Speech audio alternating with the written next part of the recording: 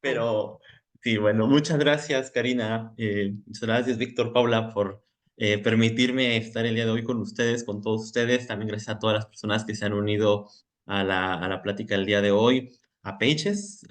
Y bueno, nada, mucho gusto. Me da mucho gusto estar aquí con ustedes compartiendo un poco de lo que estoy haciendo ahora en el doctorado y también bueno, un poco de lo que he estado haciendo con otros colegas en la zona sur de México antes de mi doctorado y durante el doctorado también. Así que bueno, sin nada, pues vamos a empezar. Esta foto que les muestro acá es el lago Najá, que se encuentra en la Selva Lacandona, una de las regiones de las cuales les voy a hablar más adelante. Y bueno, una foto de un núcleo sedimentario, este es del lago Petén Itzá en Guatemala, que también es uno de los sitios de los cuales voy a hablar a continuación. La presentación está en inglés, para quien no hable en español, pero si quiera se haya unido también pueda seguirla. La retransmisión de la plática, bueno, también estará disponible para gente no hablante hispana, ¿no? Entonces, vamos a empezar. Voy a irme. Ay, ¿cómo le hago para qué? Ya. Bueno, pues me centré en esta región de los mayas, ¿no? Porque es una de las zonas más conocidas por el mundo, porque las mayas fueron una de las civilizaciones más importantes de Mesoamérica, sobre todo en el periodo clásico, entre los 200 a los 900 años después de Cristo o de nuestra era. Y bueno, aquí les muestro un mapa de dónde se encuentra la región maya, aquí al sur de México, pero también cubre zonas de Belice, zonas de Guatemala y bueno, pueden ver aquí el desarrollo de algunos de los sitios arqueológicos más importantes de la región, aunque bueno, hay un poco más, hay más de 100 sitios arqueológicos en esta zona. Y algo que me gusta compartir con ustedes es esta fotografía. Los mayas eran una religión politeísta, es decir, que tenían diversos dioses, entre ellos el dios Chac, que era el dios de la lluvia. Y así como en varias zonas del centro de México, por ejemplo, que tenían a Tlaloc, que también era el dios de la lluvia para esta civilización, bueno, pues estos le ofrecían ciertas ofrendas para que la lluvia pudiera llegar a la región. Sin embargo, bueno, ahora conocemos que, bueno, ahora nuestros dioses politeístas son otros tipos de forzantes climáticos que se encuentran en la troposfera y estos son la zona intertropical de convergencia, por ejemplo. Yo voy a ir mencionando uno por uno para ir haciendo una recapitulación de todos estos factores climáticos que vamos a discutir hacia el final de esta charla. Permítanme un momento. Eh, Permítanme un momento. Listo, perdón. Y bueno, vamos a comenzar con la zona tropical de convergencia. Esta es una zona de baja presión atmosférica, como lo pueden observar aquí, en donde los vientos alisios convergen y entonces toman la humedad proveniente del océano, la ascienden por la atmósfera y después esta condensa, forma nubes eventualmente forma precipitación. Entonces, esta zona es muy importante para los trópicos, pues va a promover de entrada de lluvia a todo el continente y no es estática, sino que va a estar migrando a lo largo del año. Aquí tenemos, por ejemplo, la zona tropical de convergencia o ITCC por sus siglas en inglés, durante el verano, en donde este se va a aproximar al hemisferio, hacia la región norte de los trópicos, como respuesta también de la variación en la radiación solar en esta zona. Y luego tenemos la zona intertropical de convergencia durante el invierno, que va a migrar hacia el sur debido también a la respuesta estacional de la radiación solar. Y esto lo podemos ver en el climatograma de una de las estaciones en esta región maya, como es la Laguna Campeche, por ejemplo, en donde se ve una clara reacción de la precipitación a la migración de la zona intertropical de convergencia, teniendo una temporada de lluvias durante los meses de mayo a octubre, que son estas barras azules, seguido de una estación seca de los meses de noviembre hacia los meses de marzo. Esto se repite en toda la región maya y también en la región central de México. Em, Otro de los fenómenos que promueven la entrada de lluvia a la región son los frentes fríos que provienen de acá del Ártico y estos, bueno, es una entrada de una masa de aire frío y seco que va a hacer que la masa de aire caliente sobre la cual se está, digamos, metiendo, eh, promueva el ascenso de aire húmedo y caliente y por lo tanto promueva precipitación al frente de la masa polar fría. Y esto es importante, lo pueden ver aquí en este registro de Conagua. que es la Comisión Nacional del Agua en México, en donde vemos para este año, en la temporada 2023-2024, cómo hay un incremento en los frentes fríos registrados. Ha habido, por ejemplo, en febrero, hasta 10 frentes fríos que han promovido la entrada de lluvia invernal a la región, ¿no? En menor medida, sí, la mayor parte de la lluvia viene de la zona tropical de convergencia. Luego tenemos otro factor, que es el Caribbean Low Level, o si el por sus siglas en inglés, y este va a promover la entrada desde el Océano Caribe, y es una zona en la troposfera a los 950 hectopascales, es decir, un poco más abajo de la zona tropical de convergencia, y también va a estar promoviendo la entrada, y el que se intensifique o no depende de la diferencia en las temperaturas entre el Océano Caribe y el Océano Pacífico. Esto lo vamos a discutir más adelante también cuando les muestre los registros de la región, los registros paleoclimáticos de la región.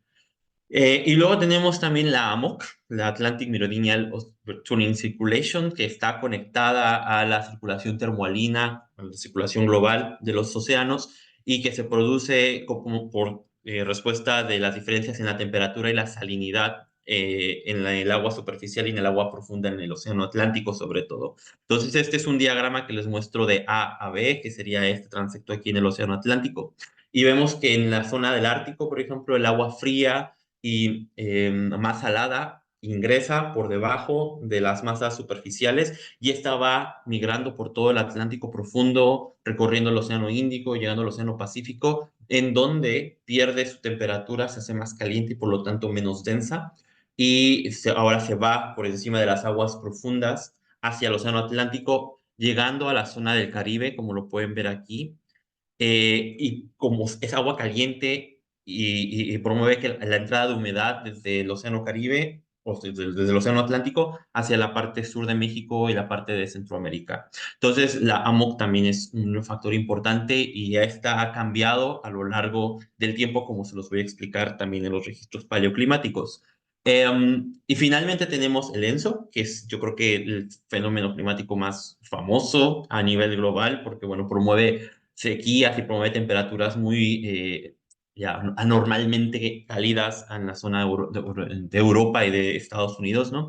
Eh, y bueno, este fenómeno es básicamente el acumulado de agua caliente del lado del Pacífico Oriental, ¿no? Y esto va a promover condiciones secas en la parte de sur de México y de Centroamérica, como les voy a mostrar en la siguiente diapositiva. Esto es un diagrama de la temperatura en condiciones normales o sin niño, y pueden ver aquí que la temperatura en época normal no es tan cálida, ¿no? En realidad es fría, y toda la acumulación de agua caliente en realidad se encuentra naturalmente por las corrientes oceánicas superficiales en la zona de Nueva Zelanda, de Australia, por ejemplo, pero en temporada del Niño, como por ejemplo este año, que fue Año Niño, tenemos esta acumulación de agua caliente acá, y esto es un registro de Conagua de la semana pasada, ¿no? Entonces, podemos ver este efecto.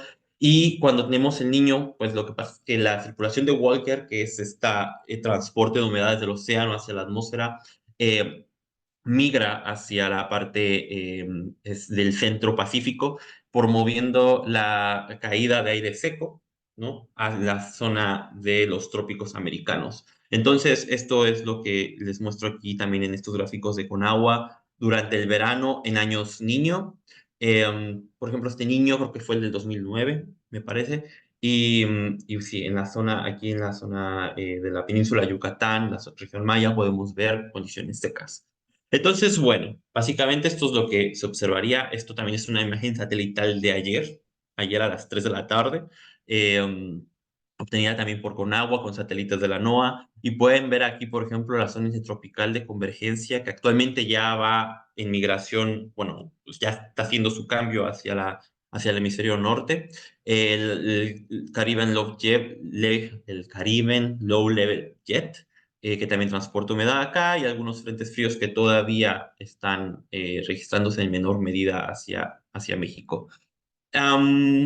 Y bueno, con el calentamiento global, lo que está pasando con la precipitación en la zona del sur de México y Centroamérica es que está incrementando, ¿no? Están haciendo condiciones cada vez más húmedas, y esto tampoco es tan bueno, porque al tener condiciones muy húmedas promueve la entrada de nutrientes desde la cuenca que tiene a los lagos, por ejemplo, no es bueno para los lagos porque promueve la entrada de nutrientes desde la cuenca y esto puede promover la eutroficación, ¿no? O el incremento de nutrientes y por lo tanto puede provocar afloramientos algales y en consecuencia, bueno, eso afecta a la parte social si es que el lago es para consumo humano o también para riego, por ejemplo, en la agricultura, o si bien es simplemente para turismo, ¿no? Todos estos factores.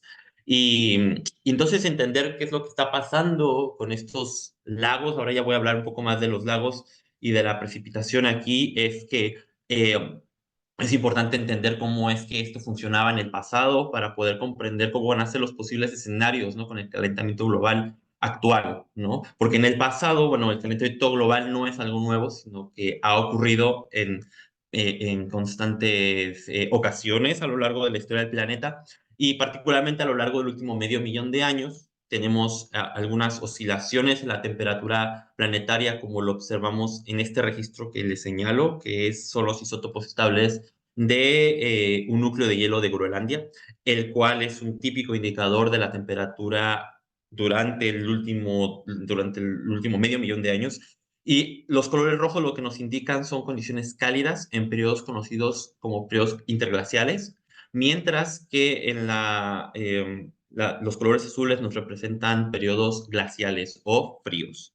Entonces, lo que observamos en el núcleo de Groenlandia es que la temperatura, al menos en el hemisferio norte, bueno, también en el hemisferio sur, ha ido cambiando a lo largo del último medio millón de años. Y esto también se observa en los sedimentos marinos del Atlántico. Este es un registro de sedimentos del Atlántico Norte. Voy a hablar más de esto, de cómo los lagos y el océano son reservorios de la señal paleoclimática.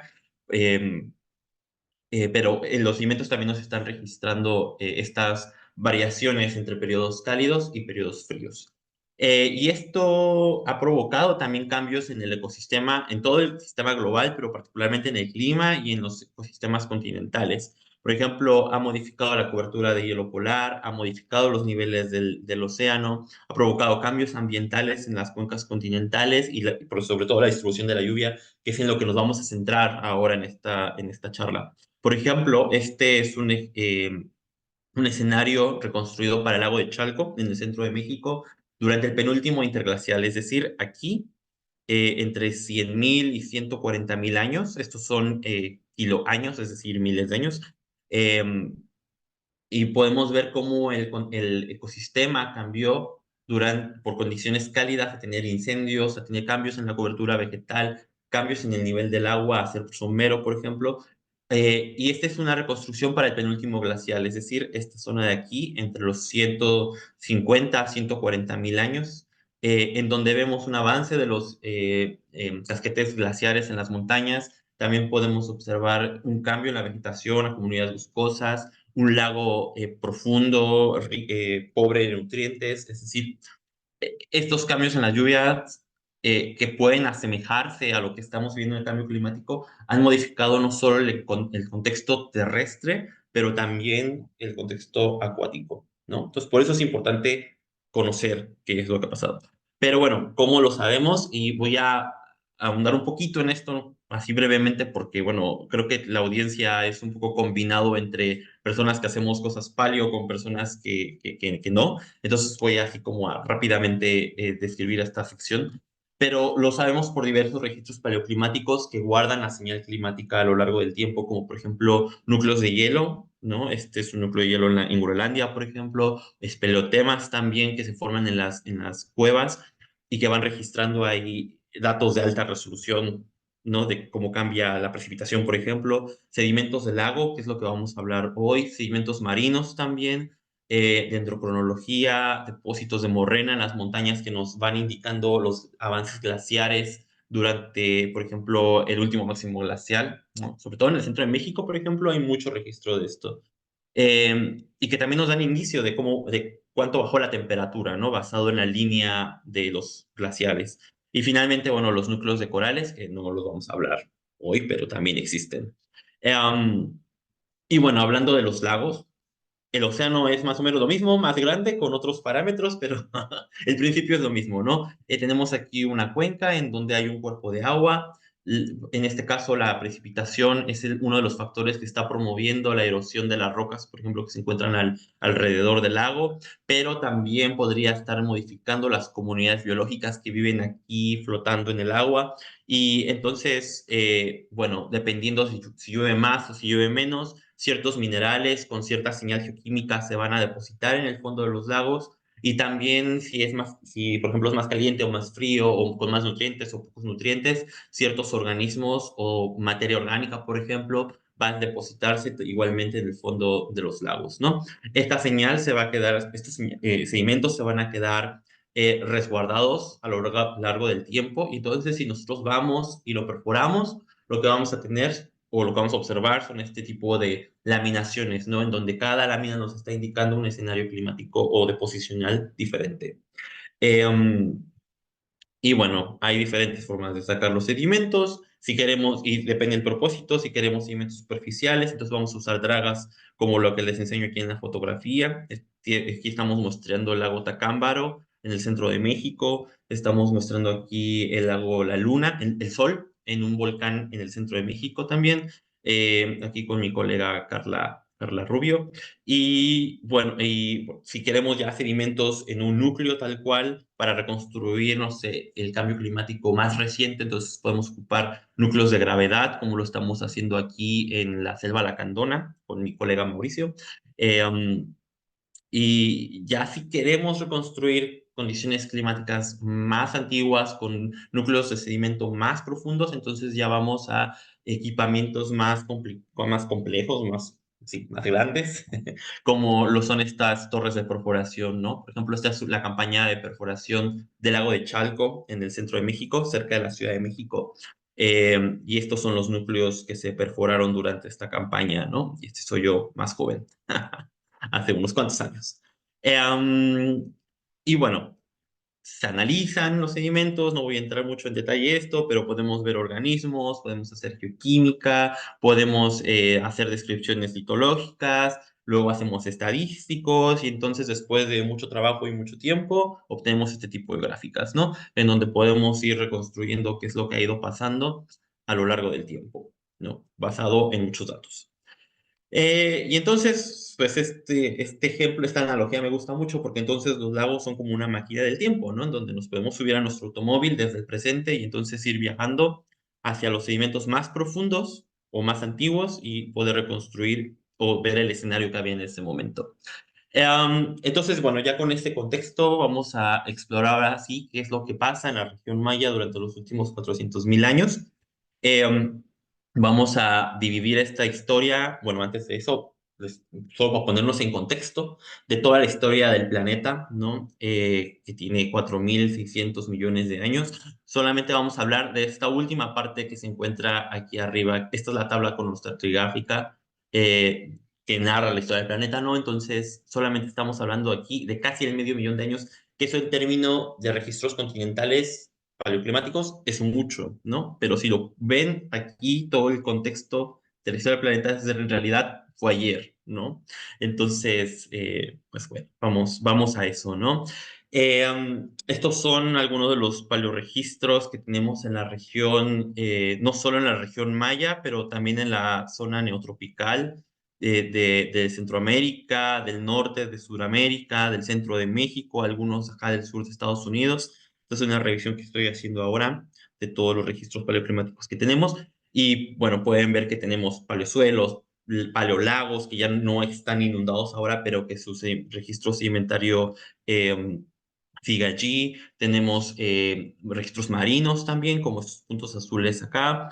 Em, y si nos vamos en tiempo, si ya no les enseño qué tipo de registro es, pero les enseño el tiempo que podemos reconstruir con esos, pues estos puntos amarillos, por ejemplo, serían los más recientes, entre 2.000 a 9.000 años, que son básicamente la mayoría de los registros de acá.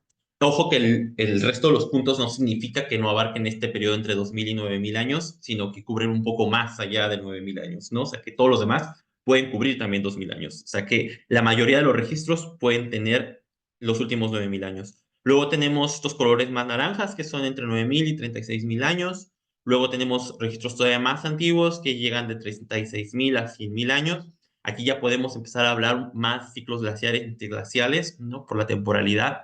Y luego tenemos los registros más antiguos en esta zona, que podrían llegar hasta casi, bueno, a 2.5 millones de años, que este solo es un registro en toda la región, que es el lago Titicaca, creo que es, ajá, es el Titicaca, que está en Perú, en realidad.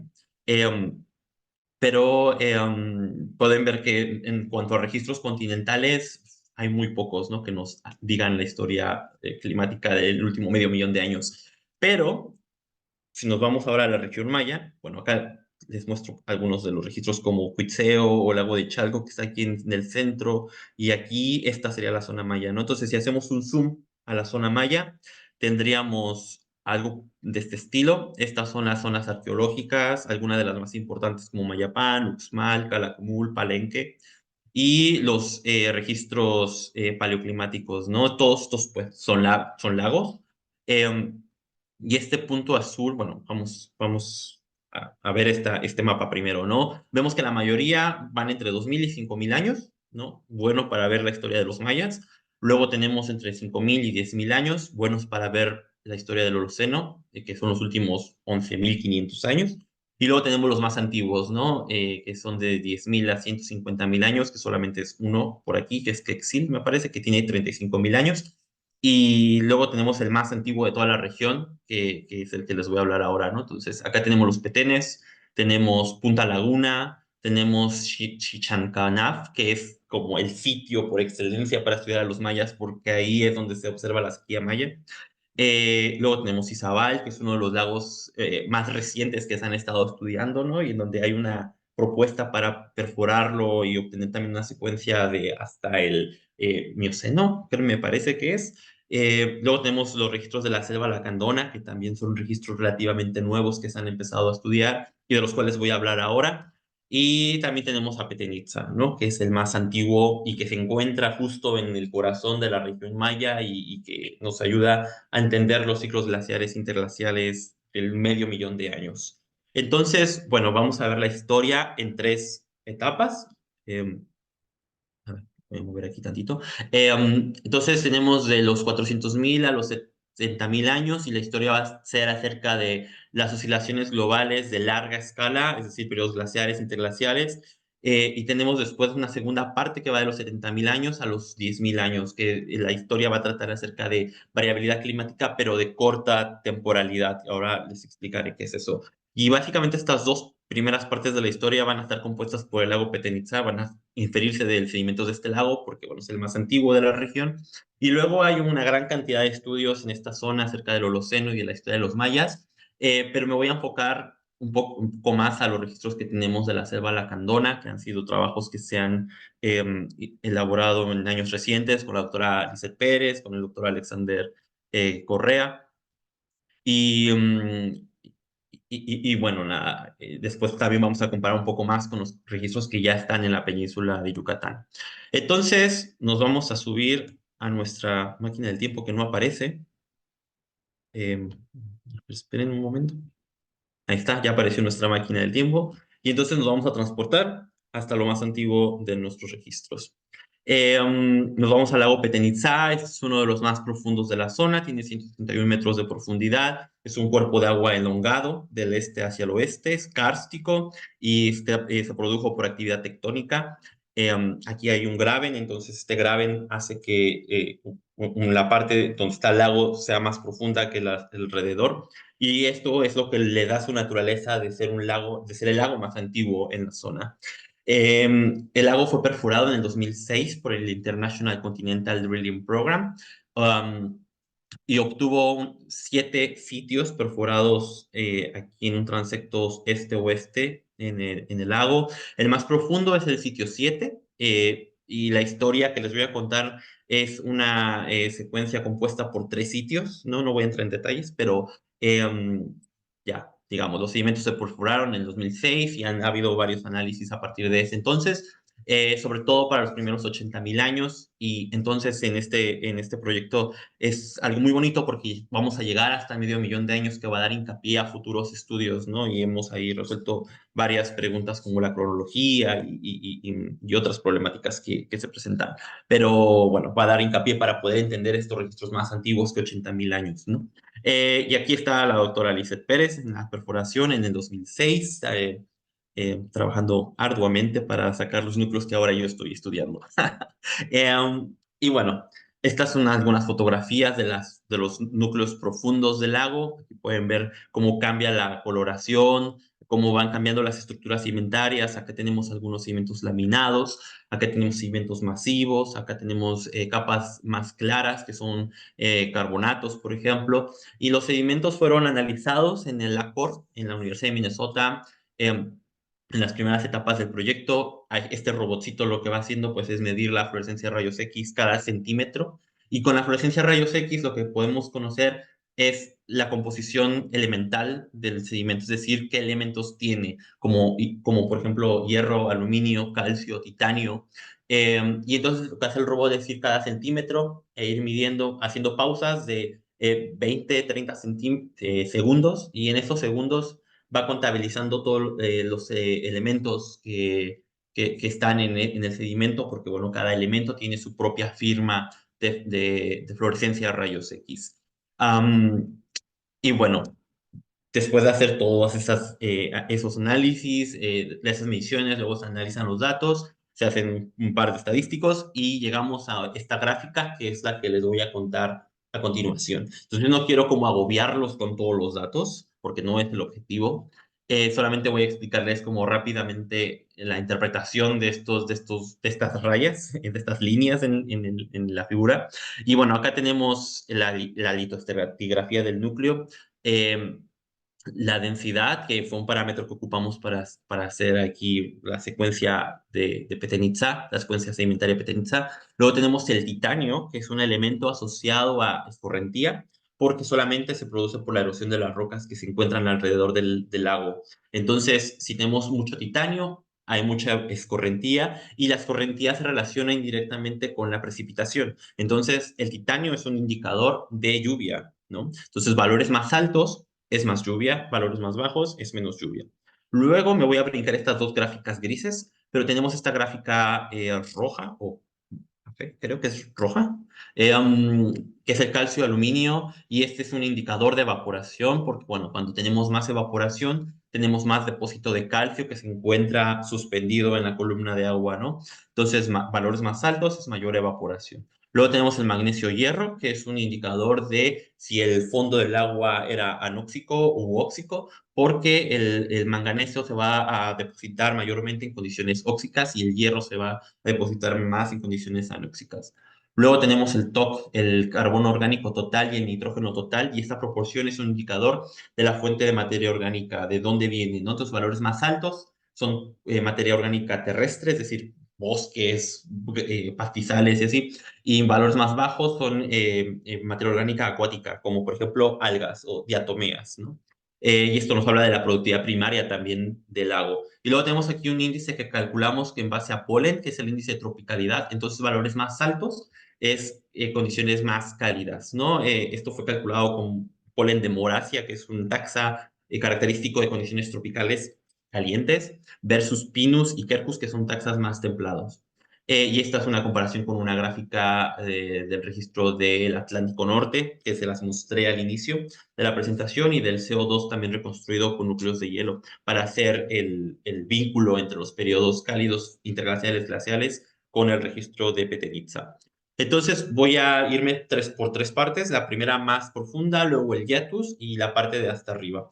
Entonces, en la parte de hasta abajo tenemos, lo que quiero que pongan mucha atención es a esta curva azul, que es el titanio, ¿no? Entonces tenemos, por ejemplo, durante el MIS 11 y el MIS 9, que son periodos interglaciales, o es decir, calientes, alta escorrentía, alta precipitación. Y si lo comparamos con estas dos curvas grises, ahora sí les explico estas curvas. Este es el titanio obtenido de un núcleo marino cerca del Ecuador, en el Pacífico, y es un indicador de la posición de la zona intertropical de convergencia que les explicaba anteriormente, ¿no?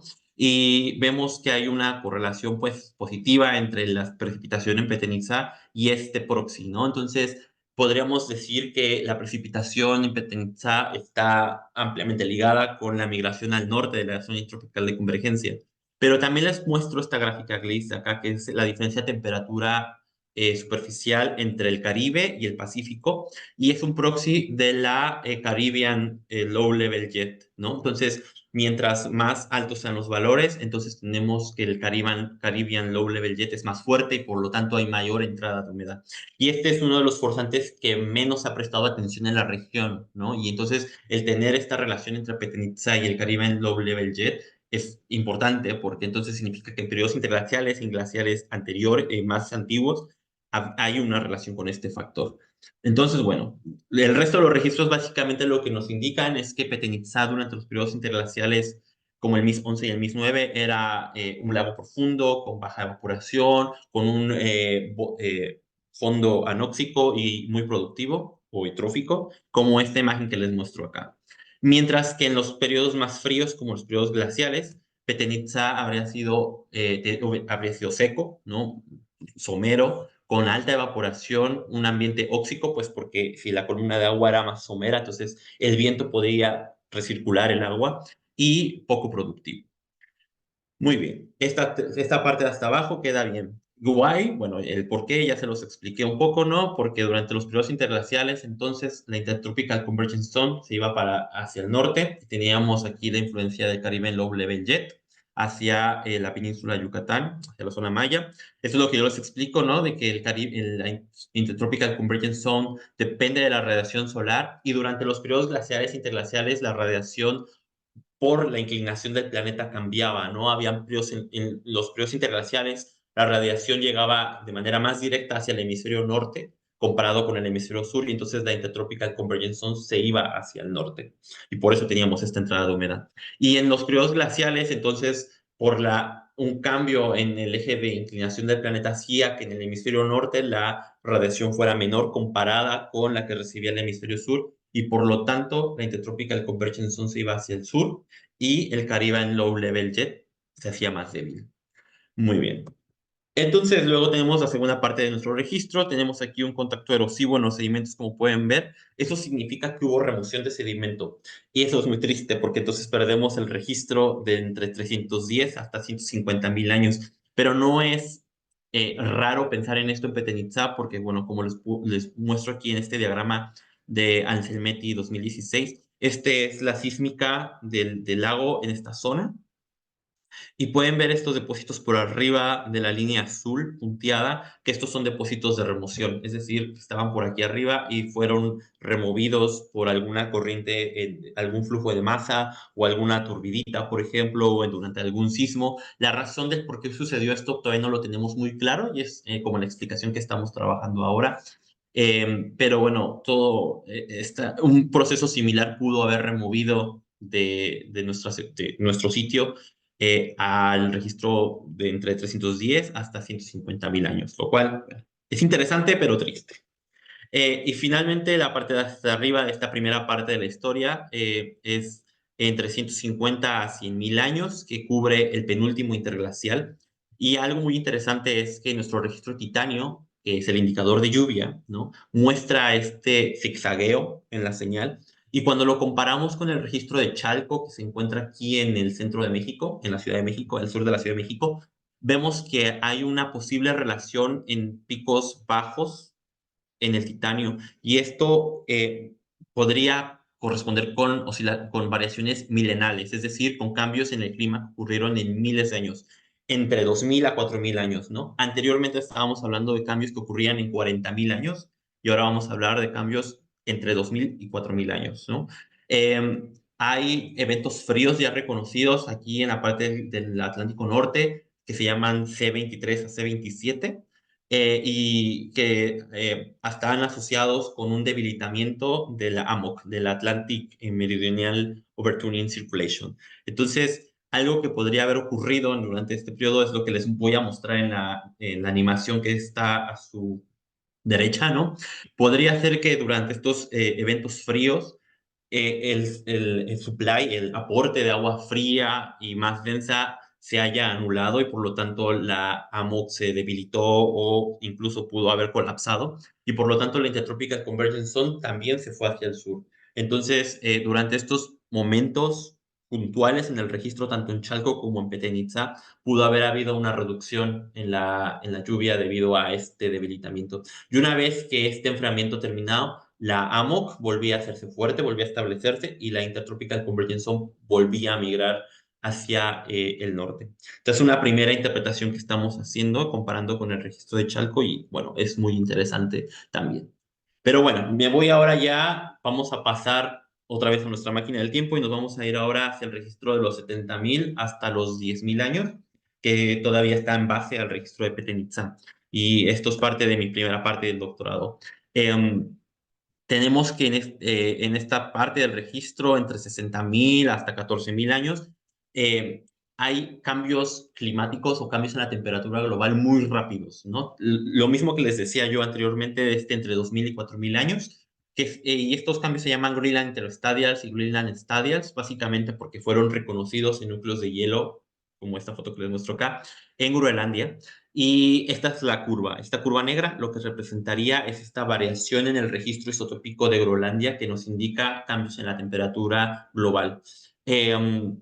Entonces tenemos los Greenland Stadials, estas letras, estos picos azules que les muestro aquí, que corresponderían con periodos fríos, mientras que los periodos cálidos, como los Greenland Interstadials, estarían representados con estos colores rojos, ¿no? Y algunos de estos Greenland Stadials también se alinean con otros eventos llamados Heinrich Events o Heinrich Stadials en el caso de su señal en el continente, ¿no? Los Heinrich Events fueron reconocidos aquí en el Atlántico Norte, en sedimentos del Atlántico Norte, como fragmentos de rocas llamados Ice Rafted Debris, ¿no? Y estos indican el avance glaciar o el desprendimiento de icebergs desde el estrecho de Hudson. Esperen, que no me deja ver esta cosa. Tengo aquí un letrero que no me deja ver, pero eh, um, entonces estos Heinrich Events pudieron haber también modificado el clima, al menos hemisférico, al menos en el hemisferio norte, ¿no? Se está trabajando todavía, porque creo que en la Antártida también pudieron haber ocurrido este fenómeno, pero bueno, lo que ocurrió en los Heinrich Events fue básicamente este depósito de Ice Rafted Debris. ¿Y cuál fue la respuesta de los Heinrich Events o Heinrich Stadials en la región maya? Bueno, ¿dónde está? Aquí está. Bueno, este sería ya el registro comparado de Groenlandia, que es la gráfica que les mostraba anterior, con esta curva naranja, que sería la evaporación en Petén Itzá, ese calcio titanio, un indicador de evaporación. Y vemos que los picos, sobre todo los de los Greenland Stadials, por ejemplo, el del 5, el 3 ya se observa un poco, pero digamos que del 5 hasta el Greenland 13, se ve claramente estos picos en la evaporación. Y en el registro de polen, también de este sitio se ve un incremento en los incendios forestales, también se ve un incremento en los pastizales. Entonces hay una clara evidencia de estos cambios de miles de años en el registro de Petén Itzá. Y como les explicaba anteriormente, ¿no? Entonces este Heinrich Event pudo haber producido el colapso de la AMOC, el desplazamiento de la zona intertropical de convergencia, como les muestro en la animación de la derecha. Eh, y por lo tanto la reducción en Petén Itzá, de la precipitación en Petén Itzá. Y pues bueno, nada, y finalmente en esta parte de la historia vamos al último periodo, el máximo glacial, que sería la última edad de hielo, si lo quieren llamar así, donde los mamuts estaban en todo la parte de Asia, también la parte sur de Estados Unidos, en el centro de México abundaban muchísimo. Hay un montón de registros de mamuts en el centro de México asociado a este periodo, y es un periodo muy bonito, porque la temperatura pudo haber reducido hasta 4 grados Celsius en el centro de México y hasta también 4 o 3 grados en la en la región maya. Y lo que observamos aquí, bueno, se sabe que la región tropical de convergencia migró hacia el sur, al menos 2 grados, o sea, fue muchísimo, y muchos de los registros de México dan condiciones secas.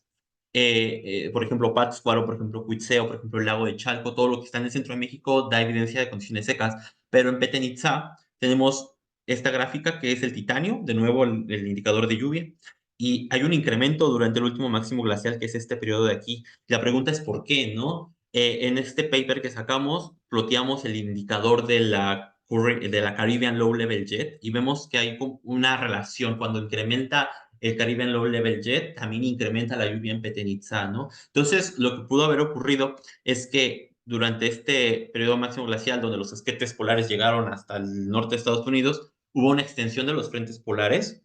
La zona tropical de convergencia tuvo que haber migrado hacia el sur, ¿no? Porque también en el Amazonas se ve esta respuesta. En registros de Brasil, por ejemplo, se ve un incremento en la lluvia asociado a la zona tropical de convergencia. Y la Caribbean Low Level Jet tuvo que haberse intensificado para producir lluvias acá. Y la pregunta es por qué entonces el centro de México es seco. Bueno, a lo mejor tiene que ver un poco más la altitud de los sitios porque estamos a más de 2000 metros sobre el nivel del mar, a comparación de Petén Itzá, que estamos casi a nivel del mar, ¿no? Más susceptible a la entrada de lluvia por la Caribbean Low Level Jet. Y bueno, ya para terminar, vamos hacia la parte más reciente de nuestra historia, que sería el Holoceno, los últimos 10.000 años, y esta parte va a estar basada en registros de la selva lacandona. Esta es una foto de dos lagos, el lago Najá y el lago Amarillo, eh, y que han sido estudiados recientemente por la doctora Lizeth Pérez, por el doctor Alexander Correa y todos los colegas palios. Y bueno, este es un mapita de donde se encontraría la región. Esta es la zona maya de nuevo. Aquí tenemos varios registros que pueden cubrir el Holoceno. También tenemos aquí a Petén Itzá otra vez. Vemos que no están tan lejos uno del otro. Bueno, no tan lejos relativamente. Este cuadrado encerraría el mapa de la derecha. Y estos son los lagos de los cuales tenemos ya registro sedimentario. Y y bueno, los datos que les voy a contar a continuación es de un capítulo de un libro que estamos escribiendo el doctor Alice Pérez, el doctor Matías Bucher y yo para entender el clima en esta zona, ¿no? Porque todo lo de los mayas se sabe en esta parte de la península de Yucatán, que es donde tuvo su apogeo, evidentemente, pero también aquí en la zona, en la selva lacandona hubo poblamiento maya, ¿no? Entonces es interesante saber qué ocurrió. Y estas son algunas de las fotografías de los sitios que voy a hablar, como Metzaboc, Najá, Sibaná, Ocotalito. Los lagos fueron perforados entre el 2014 y el 2017, obteniendo varios núcleos, tanto someros de 35 centímetros hasta más profundos de 7 metros de profundidad. A lo mejor Lizeth por ahí me va a desmentir porque no me acordaba muy bien de los números, pero sí, estos son algunos de los sitios que vamos a hablar. Y este es el registro de titanio, por ejemplo, para el agua amarillo. Este es el registro del lago Lacandón, de titanio también. Estos son indicadores de lluvia. Entonces, colores azules es más húmedo, colores amarillos son condiciones más secas. Luego tenemos el registro de Sibaná, que también se tiene que trabajar un poco estamos trabajando en la cronología ya ahí con una colega. Y nada, estos son los valores de susceptibilidad magnética. Este también es un indicador de lluvia. Este es el lago Cotalito que ya está publicado y este está basado también en titanio.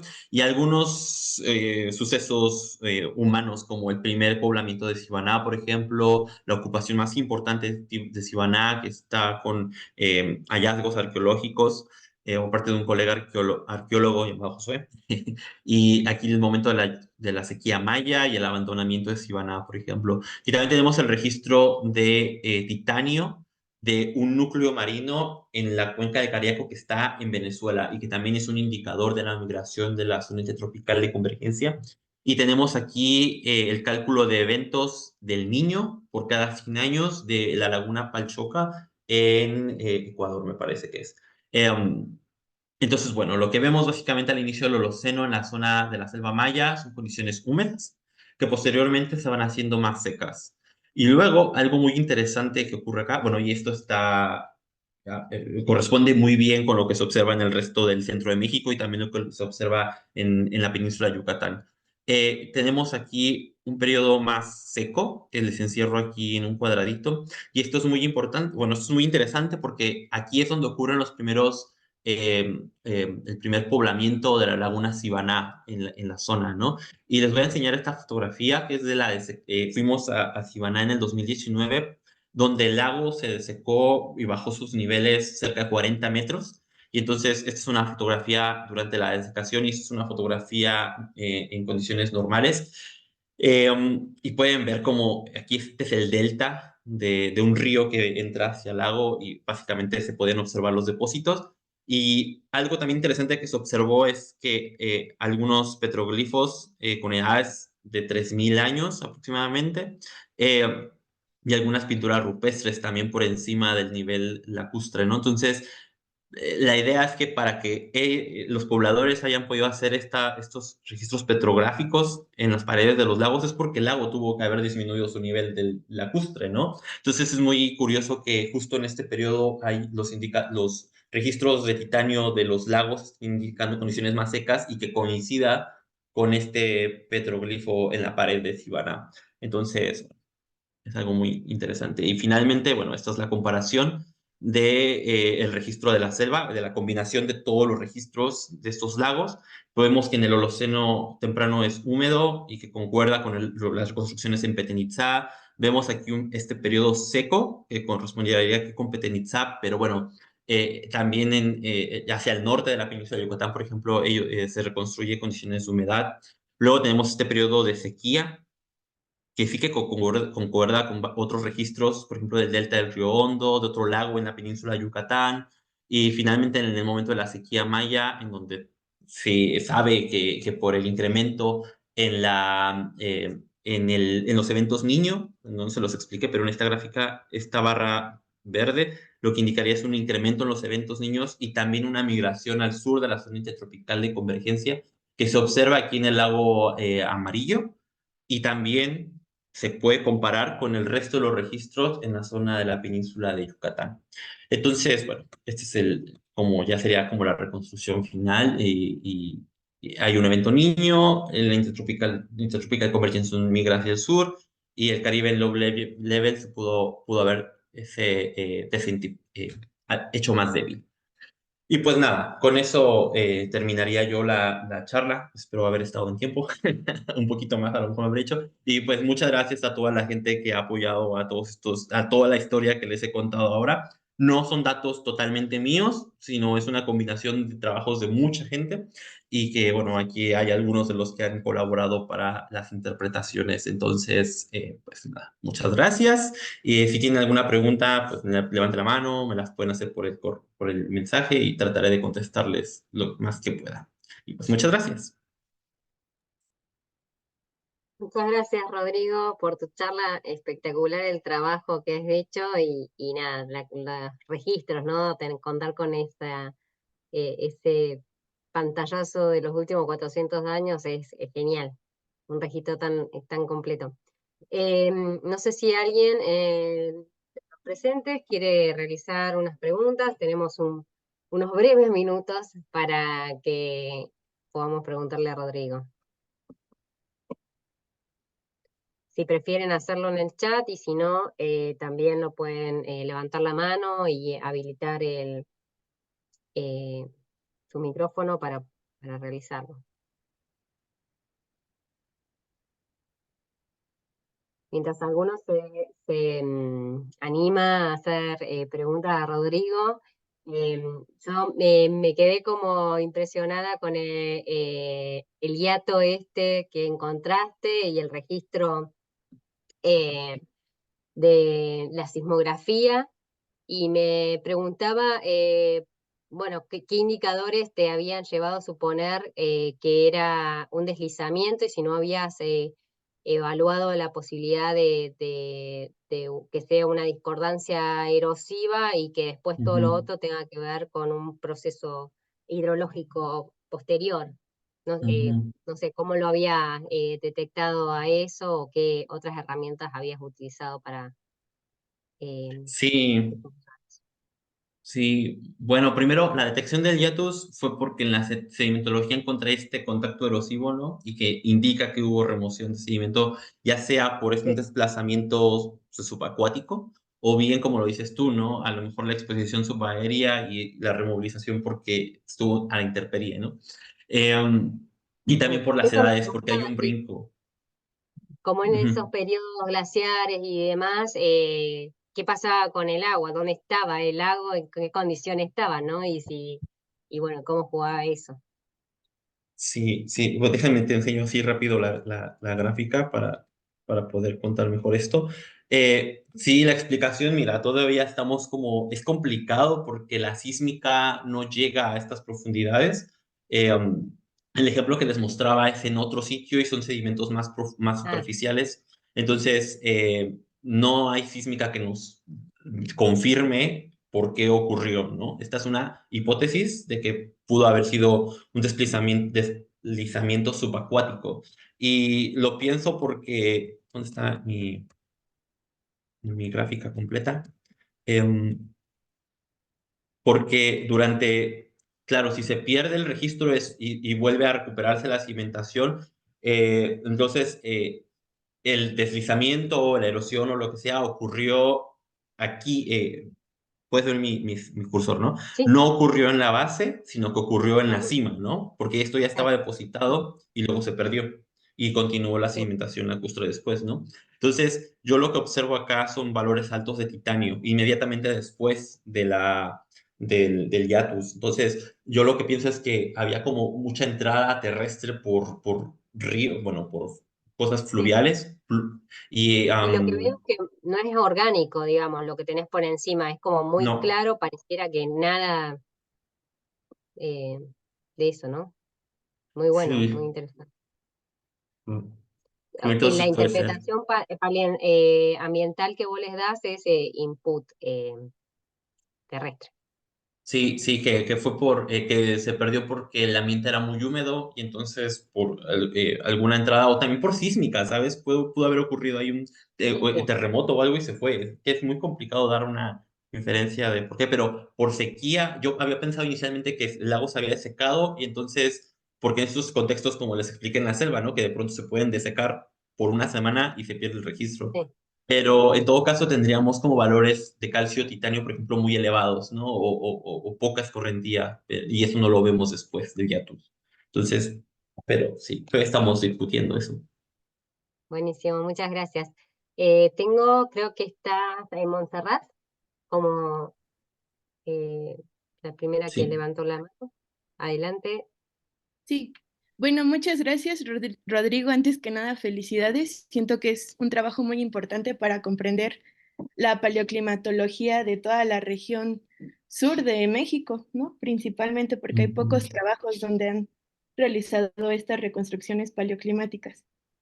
Yo tengo una Sí. duda, no sé si lo entendí mal, tal vez, pero cuando estabas mencionando a los cold events, Ujú. mencionaste que justamente estos eventos se asociaron a un debilitamiento del AMOC, Ujú. y esto causó a que la ITCZ se migrara hacia el sur, pero, o sea, Ujú. no es más, o sea, yo entendía que la ITCZ se migraba justamente por los cambios de la radiación solar, ¿no? Ujú. Sí. Ajá, ok. Sí, sí, pero todo está acoplado, Monse. Al final, sí que la ITCC se mueve por la insolación, pero a la Ujú. vez las corrientes oceánicas también promueven su migración, ¿no? Porque todo está acoplado, no es como que solo depende de la radiación solar. Entonces, si tienes un debilitamiento de la AMOC, por ejemplo, es como si la AMOC está empujando también a la ITCC hacia el norte constantemente, ¿no? Porque la Sí, corriente oceánica va hacia el Golfo de México. Entonces, si tienes un debilitamiento de la AMOC, la IPCC no es que totalmente se vaya hacia el sur, ¿no? Porque también tienes la parte de la radiación solar, pero sí que influye en que si se debilita la AMOC, entonces la IPCC se va hacia el sur, que es también lo que pasa en los ciclos interglaciales, ¿no? Que la AMOC puede debilitarse. sí. Ajá. Y En este bueno, caso, pues son cosas milenales. Ujú. sí, ok, ya, quedó más claro. Muchas gracias. Y entonces lo que has estado observando es que justamente cuando hay condiciones glaciares, Ujú. en el sur del país es húmedo en comparación al centro, pero esto es causado por el Caribbean Low Level Jet, Bueno, prácticamente. sí, eso pasa particularmente en el último máximo glacial. Ya Ah, para, por ejemplo, el Mi 6, que también es el penúltimo glacial, ahí sí que los dos, tanto México como el centro de México como Chichén Itzá, se ven húmedos. Ujú. ok. Bueno, me Perfecto. gustó mucho tu plática. Muchas gracias. Gracias, Monse. Tenemos a Susana brevemente, si quieres hacer tu consulta. Sí, ¿me escuchan bien? Sí. Sí. Bueno, hola, buenos días para todos desde acá, desde Norteamérica. Rodrigo, felicitaciones, está muy lindo tu trabajo y en realidad me causa mucha nostalgia ver las fotos de Nahum Tzavok y toda esa área que es tan preciosa con esa foto del petroglifo, además, súper exitosa. Bien. Bueno, tengo como curiosidad, a ver si puedes expandir en un par de cosas. La primera es, si quieres quedarte en esta diapositiva que tienes justo ahí. Ajá. Quisiera un poco más de detalle acerca de cómo llegan a interpretar en este sitio, disculpa, creo que es la diapositiva que tenías anteriormente, en el sitio ODP, el titanio, cómo lo llegan a interpretar eh, como una señal del chorro de bajo nivel del Caribe. Si puedes expandir un poco en eso. Esa es la primera parte. Y la segunda, digamos, si puedes expandir un poco en cómo interpretas Palcacocha y el registro del número de fenómenos del niño que tienen en Ecuador. Un poco más de detalle, cómo lo visualizas tú conectado, digamos, en una teleconexión con Petén-Itzá. Ya, bueno, la primera pregunta, el titanio que les muestro aquí no está asociado al Caribe en low level jet, es a la zona intertropical de convergencia. El que está asociado es el delta de temperatura superficial del mar. Y ese es un cálculo que se hace entre el Caribe y el Pacífico. No sé cuál quieres que te explique, el titanio o la diferencia de No, temperatura. ok. No, está bien la clarificación porque creo que como están tan junticas las dos líneas las confundí. Ok, Sí. entonces es el cambio de temperatura superficial entre esos dos sitios. Listo, ya queda claro, Ajá. gracias.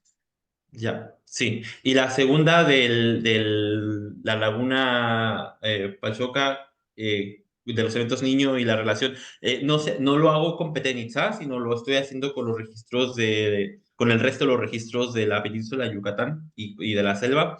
Eh, y esta curva solamente es para hacer la comparación entre cuando tenemos condiciones más secas. En la península de Yucatán hay una mayor frecuencia o bueno, sí, mayor frecuencia de eventos en niño, ¿no? Porque cuando ocurre un evento niño, entonces toda la humedad se transporta hacia el Pacífico Central y en la zona de Yucatán y todo el centro de México tienes sequías, ¿no? Como este año, que fue un año seco porque tenemos el niño. Entonces, si en la curva tienes mayor frecuencia de niños, relaciona bien que los valores de titanio en todos los sitios baje, porque son periodos secos. ¿Podrías ir a la diapositiva donde tienes esto ilustrado, porfa?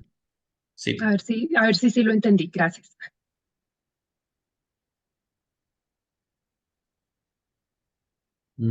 Esta, ¿no? No, creo que es esta. Sí, gracias. Sí, sí. Sí, bueno, estos son los eventos cada 100 años que se calculan me parece, es con la reflectancia de los sedimentos. No me acuerdo muy bien ahorita cómo se hace el cálculo de esta frecuencia en los eventos niños. Creo que es mientras mayor reflectancia, entonces es porque hay mayor carbonato y entonces es más seco y entonces son eventos niños, una cosa por el estilo. Entonces, sí, lo que yo decía es que cuando se incrementan la frecuencia de los eventos niños en los registros de acá de la selva, bueno, pues sobre todo en amarillo, por ejemplo, pero también en todos los de Yucatán, en la península de Yucatán, como, no sé, Río Lagartos y todo lo que tenemos arriba, también se ven periodos secos cuando el niño incrementa, sobre todo para los últimos 3000 años porque el niño es un evento reciente que se intensificó apenas hace 5000 años, ¿no? Entonces, es por eso, en fin. Ok, ahí en el sombreadito que tienes en azul, entonces, porque está como señalando dos periodos, seguramente 200 o 300 años en los que hay un periodo muy alto al inicio y Este, luego dices, dos muy bajos de fenómeno ENSO, sí, lo que bueno, yo creo tienes que, azul. sí, ya, bueno, esto es meramente cosa gráfica, es por la resolución de la gráfica al momento de hacer la figura, pero este pico de aquí es el que se asocia con la sequía maya, Ah, ok, básicamente. Sí, sí, listo. y también esta disminución en la curva azul es porque la intertrópica de Convergencia se fue para el sur. Y esto es a lo que se asocia a la sequía maya. Ok, muchas gracias. Sí, bien. Sí. Buenísimo. Y por último, rapidísimo, brevemente, Cristian. Gracias, Rodrigo. Me encantó tu presentación y voy a hacer lo más rápido posible porque estamos sobre la hora. Está increíble todo lo que has presentado. Yo tenía solo una pequeña consulta. Mencionaste que el yacimiento era un yacimiento calcáreo, me parece, en el lago, y quería saber si existen registros de espeleotemas, por ejemplo, con isótopo 18 alrededor de Este, de la zona. uf, tal vez Liz me puede ayudar con esto, pero yo me parece que no.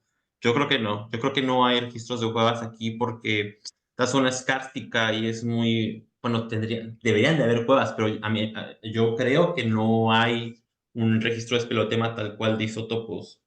Yo creo que la más cercana será la de Cuxtlahuaca, que está en Guerrero, o sea, que está más al norte, pero yo creo que en esta zona no hay.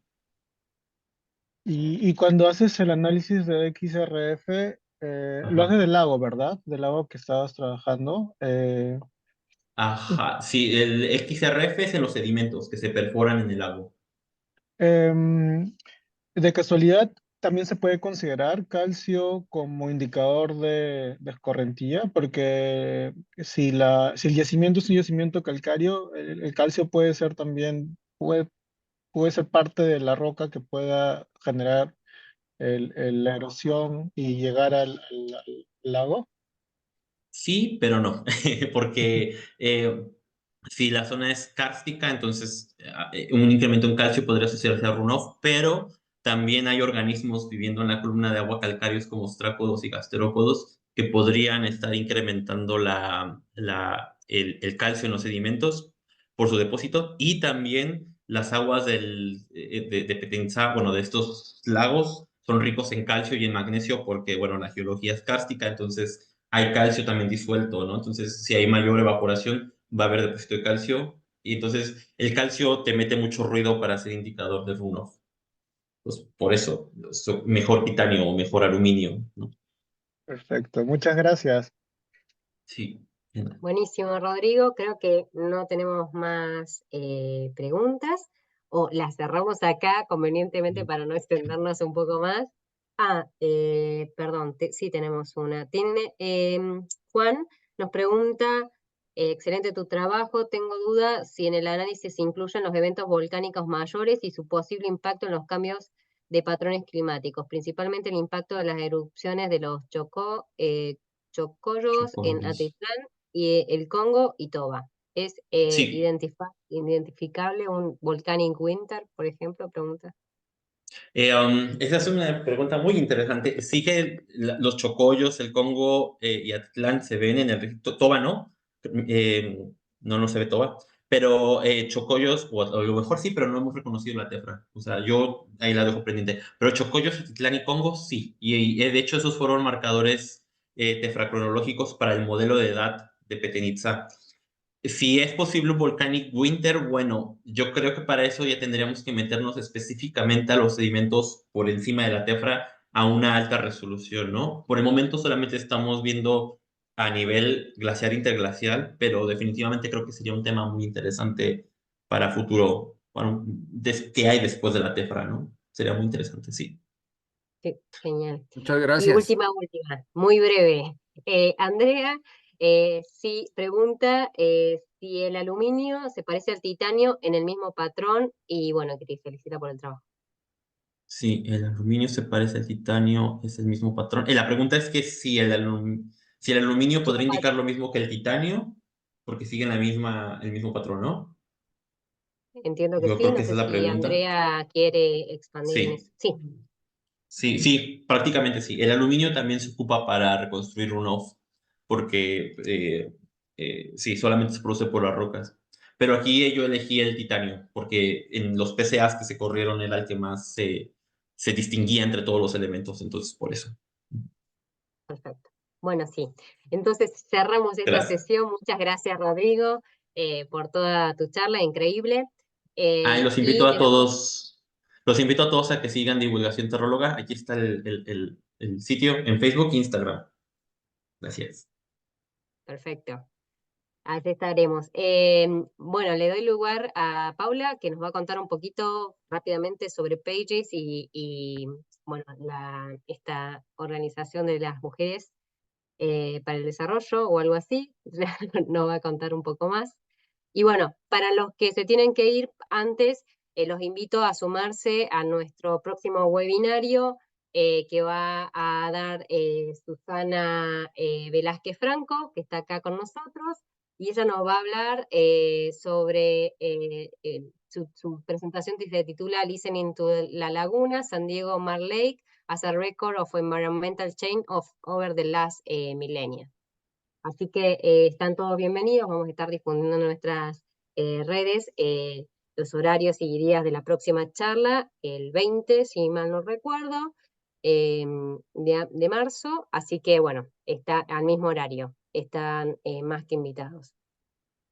Pau, adelante. Muchas gracias a todos. Y voy a tratar de ser súper rápida para todos los que todavía están aquí. Esto es más bien para ustedes como una invitación. Además de tener la charla, quiero como contarles un poquito quiénes somos nosotros. Karina presentó al inicio que somos los representantes regionales para Centro y Suramérica de Pages y somos jóvenes investigadores, entonces formamos parte de Pages Early Career Network. Y este grupo es parte de Pages, que es un proyecto más grande, que es parte del Future Earth, y está financiado por la Academia de Ciencias Suizas, de Ciencias de China y de la Universidad de Bern. Y básicamente nuestro interés es facilitar el intercambio de ideas, de habilidades y tener nuevas herramientas entre nosotros. Entonces, la idea es conectarnos entre investigadores jóvenes, ayudarnos a la información de proyectos, charlas, pasantillas o cualquier otra actividad científica que nos puedan interesar a todos nosotros en el tema de las geociencias, incrementar también la visibilidad de todos los investigadores de diferentes regiones y por eso también hacemos este webinario en español para acercarnos un poco más a nuestra comunidad latina y tener diapositivas en inglés para que también en el extranjero nuestro trabajo pueda ser reconocido y que se enteren lo que estamos haciendo. Bueno, como los representantes regionales, pues tenemos como este webinario, hacemos reuniones recurrentes, tenemos a veces organizaciones de algunos talleres. Pages tiene un blog donde también los investigadores pueden escribir alguna sección de sus proyectos, de algún viaje de campo o de algo bueno, que competa a la ciencia o a la vida de investigador. Y tenemos también boletines donde tenemos como siempre la información de todo el trabajo que se está haciendo en Pages de diferentes regiones del mundo. Y bueno, tenemos nuestras redes sociales. Entonces, si ustedes quieren estar como atentos a todo, aquí se ve un poquito de todo, pero si ven del lado izquierdo, pueden seguir el mailing list. Ustedes pueden recibir toda la información, pueden escanear el QR que aparece ahí. Y entonces van a recibir toda la información que se maneja en Pages. Oportunidades para postdocs o estudios de doctorado también, conexión con otros investigadores en diferentes regiones. Y bueno, nos pueden escribir directamente a nosotros los representantes de Centro y Suramérica, es el email que está ahí en rojito. Y por favor les pido a todos que sigan las redes sociales en general de Pages y entonces también así pueden enterarse no solo de nuestros webinarios, sino también de los que están ocurriendo en Estados Unidos o si se organizan acá en el lado de Europa. Algo muy bonito también es que cuando entran a esta página de Pages, a la general, cuando escaneen su código, van a poder tener acceso a el Pages Magazine, que es una revista donde Se publican diferentes investigaciones científicas y pueden tener ahí también como una vista un poquito más general de todo lo que se está trabajando. Y algo extra es Pages Horizons, que es, digamos, una forma mucho más amigable de interacción con jóvenes, y entonces toda la información de las investigaciones que se hacen se presentan de forma pues más amigable, como les digo, ¿no? Está hecha básicamente con cómics, con fotografías, es muy poco texto el que está ahí, entonces es una muy bonita herramienta también si ustedes quieren aplicarlo o mostrarlo en su comunidad para hacer como outreach. Es una forma de también como que expresar nuestra ciencia, ¿no? Entonces pueden participar ustedes publicando ahí o también pueden utilizar ese recurso para hacer más divulgación. Entonces eso es Pages. Ahora voy a pasar como a otra organización que es un poco similar a Pages, que se llama OWSD, que es la Organización para Mujeres en Ciencia para el Mundo en Desarrollo. Es una organización que tiene su base en Italia, es un programa parte de la UNESCO, y la idea es fortalecer a las mujeres en sus procesos de desarrollo, de investigación y también de sus, como el papel que juegan en la representación de puestos de liderazgo. El grupo es de mujeres, pero hombres también son bienvenidos a formar parte. Y si entonces utilizan este QR para entrar a la página, pueden igual ponerlo solo como OWS en su buscador y van a encontrar que es una organización bastante grande. Tiene como sus representaciones en diferentes países a los cuales llamamos capítulos. Y en Latinoamérica es una de las zonas donde estos capítulos por países están creciendo. Entonces hay en México, hay en Colombia, hay en Argentina, está el de Guatemala, que es por el momento el más grande porque fue uno de los primeros que inició. Tenemos en Brasil, Chile, bueno, las invito en su mayoría a que busquen este recurso. También la idea es fomentar, ya les digo, el desarrollo, la conexión con otros científicos. En este caso es interdisciplinario, así que aquí pueden conectar no solo con geocientíficas, sino también con ingenieras, yo no sé, médicas, doctoras, en fin, de ciencias sociales y demás. Es una comunidad un poquito más grande y más diversa, pero también tiene como un muy buen empuje para estas conexiones y desarrollo que puedan tener en sus carreras y siempre mantener los contactos. Tienen un mailing list y ahí también hay muchas oportunidades de hacer sus estudios de doctorado, de postdoctorado para ganar premios y son mucho enfocados a las regiones del sur global. Entonces, Latinoamérica es uno de los lugares muy buenos como para que todas podamos aplicar a hacer pasantías afuera del país o hacer programas dentro de nuestro país y hay apoyo, les digo, de la UNESCO y algo, premios como reconocidos. Así que les dejo ahí como ese recurso para que lo exploren. Y como les digo, es un grupo de mujeres, pero hombres también pueden entrar a ser parte de esta organización como amigos. Es una categoría que les llaman. Y bueno, también los invito a explorar en sus países, en sus capítulos, para formar parte. Y por último, bueno, este es el de Guatemala, en el que yo soy parte. Cualquiera puede contactarme a mí o pueden igual como hacerlo al correo oficial de la organización. Y bueno, ya por último, tenemos esta otra serie de webinarios que vamos a organizar para la segunda etapa del año, segundo semestre, y aquí estamos buscando expositores, ya sea en español o en inglés. Si alguno de ustedes quiere proponerse o si conocen a alguien, bienvenidas las sugerencias, por favor escríbanos a nuestro email. Y aquí en esta parte de los webinarios queremos expandirnos un poquito más. No queremos hablar tal vez tanto de datos como los que nos presentó hoy Rodrigo, sino de temas que van como acompañando todas nuestras investigaciones, pero que a veces no son tan sonadas. Por ejemplo, alguien puede hablar un poquito más en el ambiente como político, ambiental, o tal vez que minerías o estos recursos, como un poquito de temas diferentes, introducir un poco más también el área del, por ejemplo, de historiadores, cómo ellos hacen sus interpretaciones de las regiones donde igual nosotros trabajamos.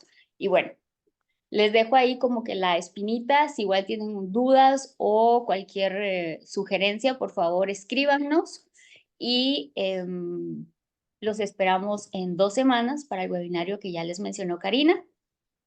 Y muchas gracias, eso sería todo.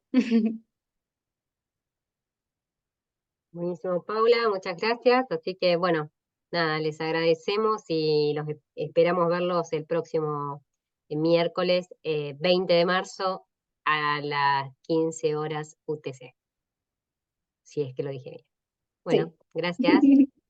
Muchas gracias. Gracias.